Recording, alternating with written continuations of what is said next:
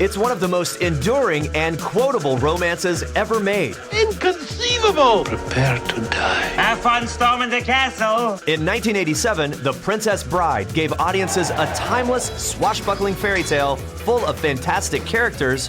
Never go in against a Sicilian when death is on the line! Witty one-liners. You seem a decent fellow. I hate to kill you. You seem a decent fellow. I hate to die. And most importantly, true love. As you wish. Beautiful. That's great. Nearly 25 years later, EW brought the cast of The Princess Bride back together for an unforgettable reunion. Doesn't seem like it was that long ago, does it? Yeah, oh no, 1987, right? Or 86. What's your name? 86. We see each other in the supermarket. He bonded me, your bail bonds, right? Bail bonds, yeah. Bail bonds. That was messy. That was messy, but he was there, you know. Here we go. Action! Live on set. The Princess Bride by S. Morgenstern, Chapter 1. The story of The Princess Bride began back in 1973 with a best-selling novel by Oscar-winning screenwriter William Goldman. Both the novel upon which the film is based and the screenplay are written by William Goldman, who's kind of a heavyweight in Hollywood. I'm sure you've probably seen one of his films. He won an Oscar for writing Butch Cassidy and the Sundance Kid. All right. I'll jump first. Nope. Then you jump first. No, I said. What's the matter with you? I can't swim! And then a few years later, he actually won another Oscar for adapting the book All the President's Men. Just follow the money. So a real iconic Hollywood figure. He had a bit of writer's block at one point and asked his two really young daughters what he should write about. And one of them said a princess, and the other one said a bride. And there you have it, The Princess Bride. The Princess Bride is sort of your prototypical star-crossed lover's story. This love story blooms between the commoner and the farmhand, and he goes out to make his way in the world and bring back a fortune so they can live happily ever after. And there's giants and bad guys and torture, and it's all couched in this wonderful kind of meta commentary and this postmodern take on storytelling. We can stop now if you want. No, you could read a little bit more if you want. It's a little bit of a comedy, a little bit of a fairy tale, a little bit of an action movie, and a little bit of a romance, kind of all wrapped into one. It's not that bad. Well, I'm not saying I'd like to build a summer home here, but the trees are actually quite lovely. 20th Century Fox immediately bought the movie rights and hired Goldman to write the screenplay. But it took more than 10 years and several false starts to find the right director, 38-year-old Rob Reiner. Rob Reiner is the director of The Princess Bride, but he actually got his start as an actor. We probably know him best as Meathead in the 1970s sitcom All in the Family. He plays the liberal hippie foil to Archie Bunker. Michael, where's your tie? Well, I tried, Gloria, but it doesn't look good with an empty neck. Reiner broke into directing in 1984 with his hilarious mockumentary, This Is Spinal Tap. Good drama. Great look, good drama. Good drama. Fine. What happened to him? He died. He died in a bizarre gardening accident some years back. It's really one of those things. It was, the authorities said, best leave it unsolved, really. His next two films, The Sure Thing and Stand By Me, proved the actor-turned-director was no fluke. These are three very different types of movies. They weren't all the same genre. He was really showing that as a director, he could tackle almost any type of movie. After Rob Reiner had had kind of a string of hits, he could kind of pick and choose his next project, and so he landed on a book that he had always loved, which was The Princess Bride. With Reiner at the helm, the film could finally begin casting. Farm boy, polish my horse's saddle. I want to see my face shining in it by morning. The title role went to then unknown Robin Wright. The 19-year-old former model was coming off a 3-year run on the daytime soap Santa Barbara. Will you listen to me? I love Channing as much as anyone in this family did. But punishing Joe is not going to bring Channing back. I know he didn't kill him. The Princess Bride was actually a breakout performance for Robin Wright. If you watch the title card, it actually says introducing Robin Wright. So this was really her first big role. Then later on in the 90s, we would see her in Forrest Gump. Hey, stupid! Quit it! Run, Forrest, run! She played Jenny very memorably, and then of course now she's on House of Cards and kills it, literally. Look more relaxed and more beautiful. It's incredible. I have a really good makeup This is gonna be person. lightning fast. Lightning fast. Yeah. And he looks the same. Everybody looks the same. There's just more white hair Yeah. on the boy. Farm boy, fill these with water. Please. The role of Wesley, Buttercup's farm boy lover, was played by 24-year-old Cary Elwes. As you wish. Cary Elwes was also a bit of an unknown quantity when he starred in Princess Bride. He was an English actor, probably at that point best known for a movie he'd done with Helena Bonham Carter in the UK called Lady Jane. I would prefer that we lived, well, shall we say as cousins, rather than as man and wife. That is what you wish? When we first meet Wesley, he's working as the farm boy on Buttercup's farm, and he's just very patient and devoted, and everything that she throws at him, he agrees to do with a smile, and he just says, as you wish, as you wish, as you wish. As you wish. As you wish. As you wish. Eventually, Buttercup realizes that when he says, as you wish, what he means is, I love you. And so with time, the two begin to fall in love, and it's this really sweet, wonderful romance. Some girl came up to me and lifted up her hair to show me the nape of her neck, and she had as you wish tattooed on her neck. See, I don't get that. And I just didn't know what to say other than wow. Yeah. No, I get lean. Was it nice and lean? True love is the greatest thing in the world. Except for a nice MLT, mutton, lettuce, and tomato sandwich when the mutton is nice and lean. No pretty young girls ever said, look at the nape of my neck.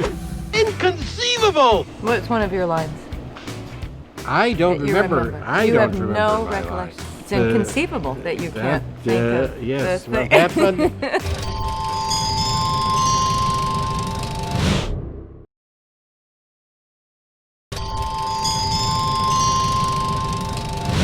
You seem a decent fellow. I hate to kill you. You seem a decent fellow. I hate to die. By the mid-'80s, after languishing for more than a decade, The Princess Bride was finally in production, with Reiner at the helm. I fear I'll never see you again. Of course you will. The 38-year-old director was gambling on a pair of unknowns in the lead roles, but he was also banking on a sensational script by two-time Oscar winner William Goldman. Hey, how was this city? Huh? People forget, but this is a movie that's kind of couched in modern times. The movie starts with the grandfather reading to his grandson. It was the book my father used to read to me when I was sick, and I used to read it to your father. And today, I'm going to read it to you. And it really kind of gives the whole movie a kind of meta context where it's commenting on stories and why we love them and why, you know, something as cliched as a fairy tale ends up drawing us in. Got any sports in it? Are you kidding? Fencing, fighting, torture, revenge, giants, monsters, true love, miracles. Doesn't sound too bad. I'll try and stay awake. The grandfather, of course, is none other than the late and great Peter Falk. He is well known for being Columbo and just being beloved, figuring out all of those different mysteries. The eyewitness is not Mr. Morse. The eyewitness is you. And the son is adorable Fred Savage, who would later go on to be Fred Savage of the Wonder Years. My life is not so boring that my only thrill is nap. So it's a really great way to kind of introduce this this crazy fairy tale with the running commentary from the grandfather and the grandson in a way that's really fun. What is this? Are you trying to trick me? Where's the sports? Is this a kissing book? The heart of this movie is the romance, the deep, forever fairy tale love between Wesley and Buttercup. This is true love. Think this happens every day? So what kind of sets the entire story into motion is that Buttercup and Wesley want to get married, basically, and he has no money. So he sets out to kind of make his fortune, and so he can return and they can start their life together. Hear this now. I will always come for you. He never comes back. She hears rumors that he faced off with Dread Pirate Roberts, and Dread Pirate Roberts never leaves anybody alive. So she makes that logical leap that Wesley, her love, is actually dead. I will never love again. 5 years passes, and the Prince of the Kingdom, Prince Humperdinck, decides that he's going to get married, and because he is the prince, can choose to marry anyone he wants in the entire kingdom, and lo and behold, he chooses Buttercup. I shall marry a lady who was once a commoner like yourself. My people, the Princess Buttercup.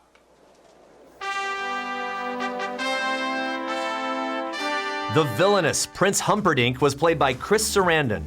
The 45-year-old actor had recently starred as the vampire Jerry Dandridge in the cult classic Fright Night. Hello, Charlie. Prince Humperdinck takes a real shining to Princess Buttercup, but his motivations don't seem completely pure, and we get the sense that he's kind of a bad dude. Tyrone, you know how much I love watching you work. But I've got my country's 500th anniversary to plan, my wedding to arrange, my wife to murder, and Gilda to frame for it. I'm swamped. It was kind of a magical location, being up in the Midlands of England in that countryside, that gorgeous countryside that you see in the movie that Rob shot so beautifully, and Adrian Biddle, the DP shot. And to be in England and to be together on location, there's something about that years don't wipe away. A word, my lady. We are but poor, lost circus performers. Early in the film, Princess Buttercup is kidnapped by the evil Vizzini and his two henchmen. Is there a village nearby? There is nothing nearby. Not for miles. Then there will be no one to hear you scream. Vizzini is sort of the ringleader mastermind behind this trio of crooks, and he was basically hired by Prince Humperdinck to kidnap Princess Buttercup and eventually murder her, with the hope of she was so beloved that he would be able to blame it on a neighboring kingdom and kind of go to war. You never say anything about killing anyone. I've hired you to help me start a war. It's a prestigious line of work with a long and glorious tradition. Wallace Shawn was cast as the scene-stealing Vizzini. The 44-year-old actor had a minor but memorable part in Woody Allen's Manhattan. Oh my God, Jeremiah. Well, But Shawn was probably best known for his starring role in director Louis Malle's My Dinner with Andre. Why do we require a trip to Mount Everest in order to be able to perceive one moment of reality? I mean, is Mount Everest more real than New York? I mean, isn't New York real? People say that they know all my lines, and this is about you, that it's so romantic. What's one of your lines? I don't remember. I You don't have remember no my recollection. lines. This was. It's inconceivable that you can't think of yes, the well, thing. that one, that one, that one. Is it coming back to you now? It's all coming back. Inconceivable! Inconceivable! Inconceivable! Inconceivable! Inconceivable! You keep using the word. I do not think it means what you think it means. Well, You got to say that great speech all the time. I'm Inigo Montoya. You killed my father. Prepare to die.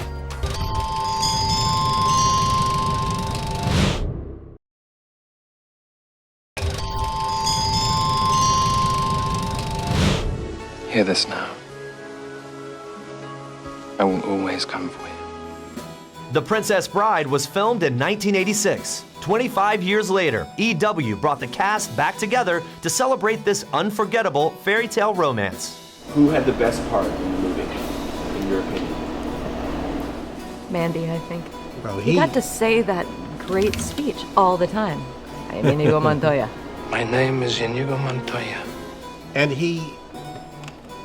I thought the sword fights were Those were amazing. very amazing. 33-year-old Mandy Patinkin played the iconic Spanish swordsman Inigo Montoya. Hello there! I do not suppose you could have sped things up. Mandy Patinkin, of course, is known for literally decades of working on the stage, and today he's probably best known for his role as Saul on Homeland. It doesn't look that great, Saul. How does it feel? You don't know a goddamn thing. You're the smartest and the dumbest person I've ever known. Inigo Montoya is one of the guys who's helping out Vizzini, but he's also on a revenge mission of his own. When he was a kid, his father was slaughtered by this guy with 6 fingers. I do not mean to pry, but you don't by any chance happen to have 6 fingers on your right hand? And so for 20 years, he's been trying to find this man to exact revenge. And he has sort of this mantra that he's been repeating to himself. Hello, my name is Inigo Montoya. You killed my father. Prepare to die. Hello, my name is Inigo Montoya. You killed my father. Prepare to die! He's been practicing that for a couple decades now, really has it down to a science. So he's both a henchman, but also is on his own mission as well in this movie. When it came to casting Fezzik, the kind-hearted giant, there was only one man for the job. I just don't think it's right, killing an innocent girl. Am I going mad? Or did the word think escape your lips?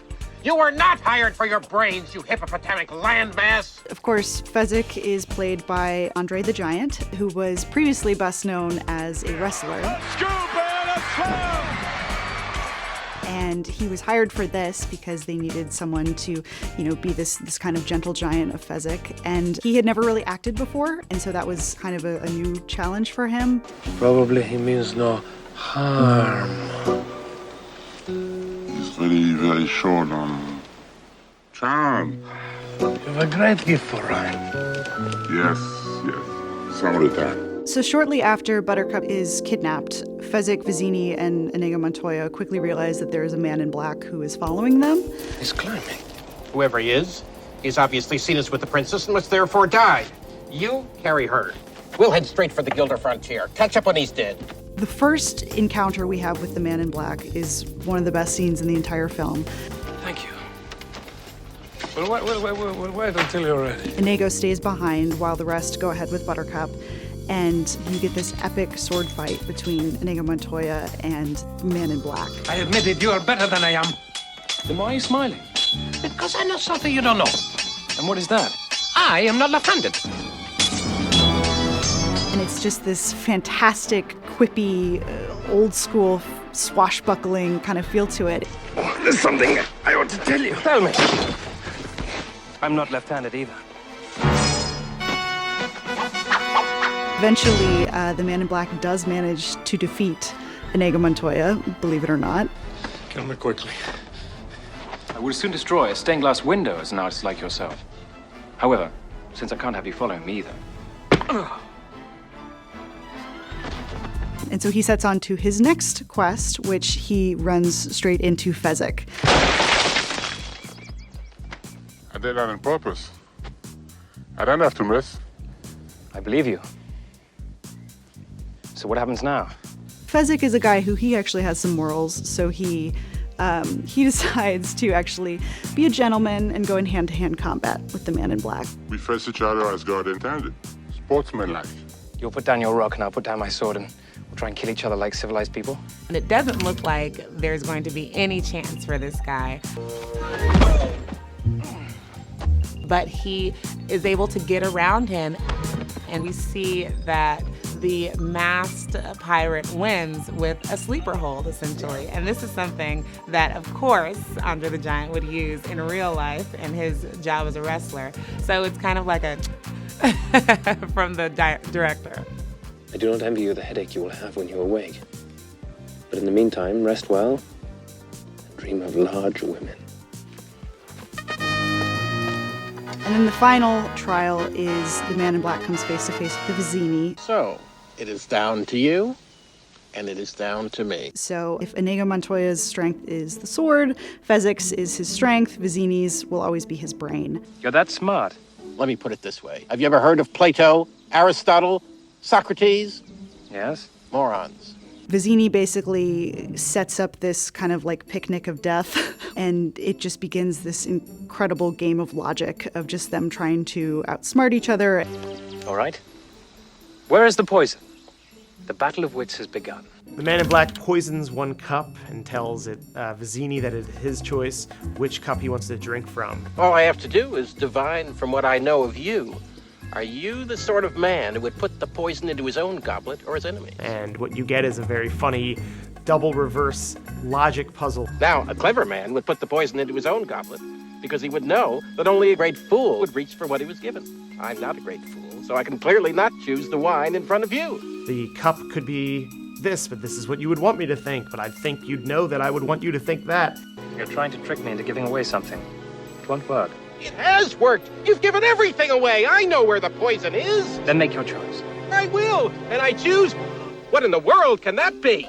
What? Where? As smart as Vizzini is, he still resorts to pointing over Wesley's shoulder to get him to look around and switches the cups one last time. What's so funny? I'll tell you in a minute. First, let's drink. Which, in all the times I've seen this movie, I still don't understand what that gains him, but sure. You guessed wrong. You only think I guessed wrong. That's what's so funny. I switched glasses when your back was turned. Ha ha, you fool. It's very funny. Never go in against a Sicilian when death is on the line.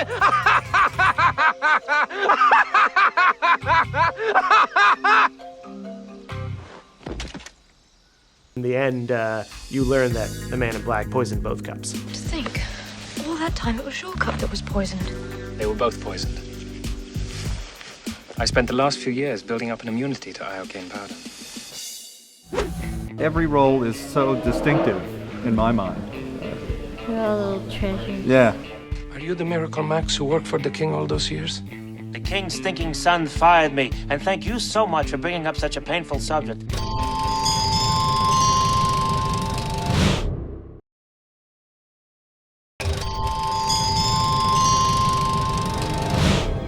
Iocane.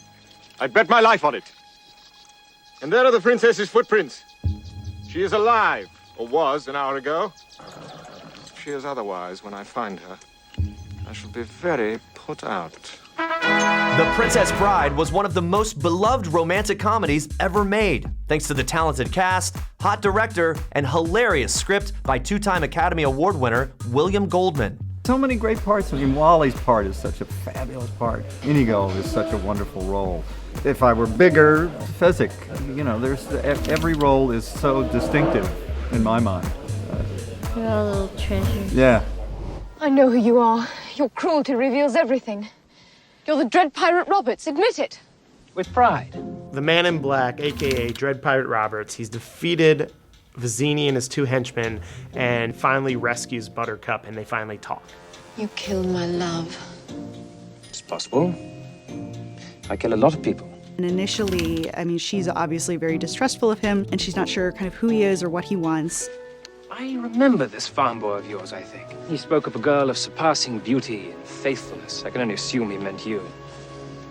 You should bless me for destroying him before he found out what you really are. He kind of treats her with a little bit of disdain. He kind of makes fun of her being engaged to Prince Humperdinck. He kind of makes some jokes about her not being faithful, things like that. Faithfulness he talked of, madam. Your enduring faithfulness. Now tell me truly, when you found out he was gone, did you get engaged to your prince that same hour, or did you wait a whole week out of respect for the dead? I died that day! They really face off for a while. But before long, she gets so mad and she pushes him down a hill. You can die too, for all I care! Oh. As he's tumbling down the hill, you hear him say, As you wish. Oh, my sweet Wesley. She realizes that the man in black is Wesley, What have I done? Ow! the man she loves and who's she thought to be dead for such a long time. Can you move at all? Move? You're alive. If you want, I can fly. Wesley finally has Buttercup, and they're still on the run because Prince Humperdinck is right behind them. They go through the fire swamp to try to escape. They fight some giant rats in there. But finally, Humperdinck does catch up to them. Surrender! You mean wish to surrender to me? Very well, I accept. They're finally captured, and Humperdinck, wants to kill Wesley, and Buttercup kind of makes this deal with him. If we surrender, and I return with you, will you promise not to hurt this man? May I live 1,000 years and never hunt again. And of course, Humperdinck goes against his word and leaves Wesley in the hands of the evil Count Rugen. Once we're out of sight, take him back to Florin and throw him in the pit of despair. I swear it will be done. The torture-happy, six-fingered man, Count Rugen, was played by Christopher Guest. What is it? You have 6 fingers on your right hand. Someone was looking for you. The 39-year-old actor had already worked with Rob Reiner in This Is Spinal Tap. You know what we do? Put it up to 11. 11, exactly. One louder. Why don't you just make 10 louder and make 10 be the top number and make that a little louder? These go to 11. Count Rugen, in addition to being, murdering people and just being a generally terrible guy, he also has this crazy basement where basically he tortures people for fun. He does it supposedly in the study of pain. I'm sure you've discovered my deep and abiding interest in pain. At present, I'm writing the definitive work on the subject. So I want you to be totally honest with me on how the machine makes you feel. Count Rugen puts Wesley on, quote-unquote, the machine, which is basically sucks the life force out of you 1 year at a time. Once Humperdinck realizes kind of the magnitude of Buttercup and Wesley's love, he kind of flies into a rage, and he immediately goes to where Wesley has been held captured and basically turns the machine up all the way. Not to 50! And basically completely just sucks all of the life out of Wesley and kills him. Fezzik and Inigo Montoya are kind of rudderless at this point. They decide to go on a hunt for Wesley. They can hear him screaming from this torture device. It's reverberating throughout the entire kingdom, essentially, his screams.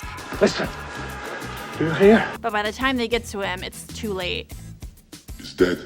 Inigo and Fezzik do not give up. They take Wesley's limp, dead body to Miracle Max, this guy who slings miracles in the country land.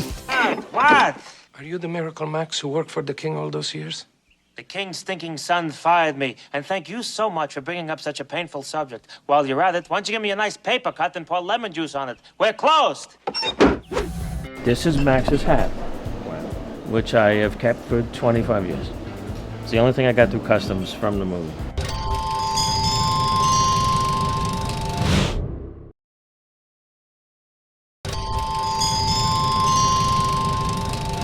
Come along, Fezzik, bring the body. The body? Have you any money? I have a little. I just hope it's enough to buy a miracle. That's all. The Princess Bride was actor-turned-director Rob Reiner's 4th film. To play the life-saving Miracle Max, Reiner turned to an old friend and future comedy legend, Billy Crystal. You got money? 65. Sheesh. I never worked for so little, except once, and that was a very noble cause. I keep little things from certain movies because let me get too close to you. This is one of my cherished possessions. I'll take it out. This is Max's hat, which I have kept for 25 years. It's the only thing I got through customs from the movie. That is a noble cause. Give me the 65. I'm on the job. It's yours for $10,000. I keep it alongside a picture of Max. And with it, I have the 2 things he wore around his neck, but they're a little too fragile. And it's really, from any of the movies I've done, this is like, it's great. Yeah, I love having it. The 39-year-old comedian was just 2 years removed from his stint as an SNL cast member. And Margaret wore a low-cut thing, and I got to tell you, they looked marvelous.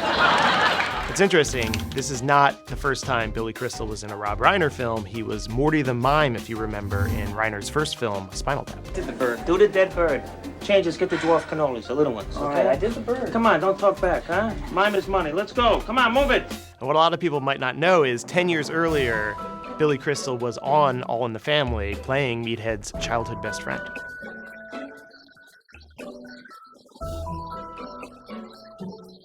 You know, when Rob Colton said, read this, I said, why don't you just get Mel Brooks? He says, because I want you. And it was like the greatest. And then when you can go into makeup and say, I want to look like my grandmother and Casey Stengel. That's a job. Liar! Get back, witch! I'm not a witch, I'm your wife. But after what you just said, I'm not even sure I want to be that anymore. The role of Max's wife, Valerie, went to Carol Kane. The 39-year-old actress was probably best known for playing Andy Kaufman's wife on the hit sitcom Taxi. Well, let me just see if you have a fever, all right? Let me see. You're burning up! I had really hoped for the opportunity to be a rodent of unusual size, but Rob just didn't go for it. Rodents of unusual size? I don't think they exist. At this point, Wesley is technically dead, but Inigo and Fezzik are not going to give up, so they say they need a miracle. They're going to go to Miracle Max, who is possibly the only person to bring him back from the dead. Just so happens that your friend here is only mostly dead. There's a big difference between mostly dead and all dead. Please open his mouth. He gave us all hernias during the shoot because he didn't do any take the same way twice. Look who knows so much, huh? Rob just said, just go, Billy. Do your thing. And each take was so insane. I'm supposed to be playing dead. I'm not even allowed to breathe. Hey! Hello in there! Hey, what's so important? What you got here that's worth living for? But unfortunately, there's so many spoiled, brilliantly hilarious takes that we all spoil. All dead? Well, with all dead, there's usually only one thing that you can do. What's that? Go through his clothes and look for loose change. But then we'd go to lunch. And that's what movie magic was all about for me, was walking down the street at Shepperton, going to the commissary with the leading man, the giant, Carol Kane looking like an apple sculpture, and me, and sitting there going, so what do you think you're gonna have? And it was just like so perfect. It was just like so perfect. Bye-bye, boys! Have fun storming the castle! Think it'll work? It would take a miracle. Bye-bye! So Fezzik, Inigo, and a slightly reanimated Wesley go to storm the castle to take care of business. Where's Buttercup? Let me explain. No, there is too much. Let me sum up. Buttercup is marrying Humperdinck in a little less than half an hour. So all we have to do is get in, break up the wedding, steal the princess, make our escape. After I kill Count Rugen. There doesn't leave much time for dilly-dallying. Wesley is not really quite himself yet, so Andre the Giant Fezzik has to carry him around, but they do infiltrate the castle eventually. My name is Inigo Montoya. You killed my father. Prepare to die.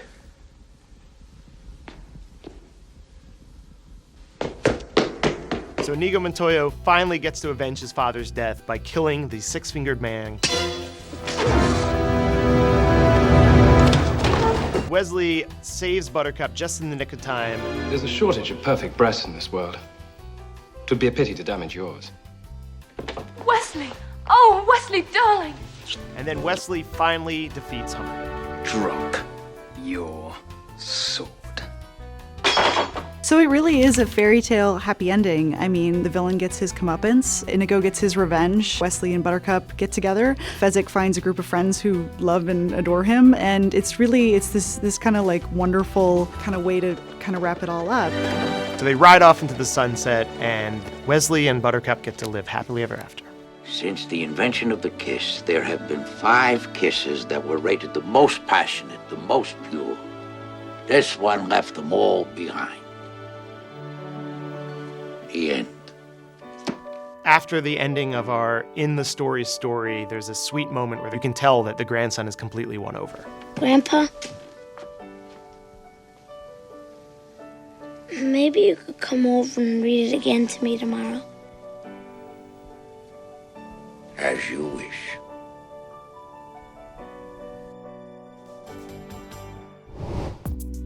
The Princess Bride premiered in September 1987 and performed well at the box office, bringing in 2 times what it cost to make. But it was the film's second life on video and cable that transformed this fairy tale romance into an all-time classic. People are just in rapture about the movie and how much it meant to them growing up. It's strange. People do have a almost hysterical feeling about the movie. They do, all ages. It lives in people's minds. Yes, people are always quoting things. Yeah, and stopping you. And Well, the ones you really appreciate will catch on to a smaller line, not just have fun storming the castle, which I still get all the time, but I'll be eating a sandwich. This actually happened like 2 days ago. I was having a sandwich and a guy comes up to me and says, "Is it nice and lean? Is it lean?" And then, you gotta, he's like a little special. Then you spend more time with him, There we go, great. 30 years later, people are still talking about The Princess Bride, and the film remains as popular as ever. Yes. I think Princess Bride lives on because it's such a timeless tale. There's nothing about it that when you watch it now feels dated. I have a lot of people who say, watched it with my parents when I was little, and now I can't wait to show it to my kids. Yeah. Which is an extraordinary testament, I think, to the lasting charm of the movie and the fact that it operates on so many different levels. The children love it for one reason, the adults, and as you get older, you start getting the sophisticated humor a little bit more, and you start understanding that there is a sort of satiric side to it as well. It's a movie that evolves as you grow, which is really interesting to me. It was, for me, the most perfect job ever. Great material, amazing director, phenomenal cast, genius studio, 3 days, no one ever saw my face. There we go, great. Have fun storming the castle.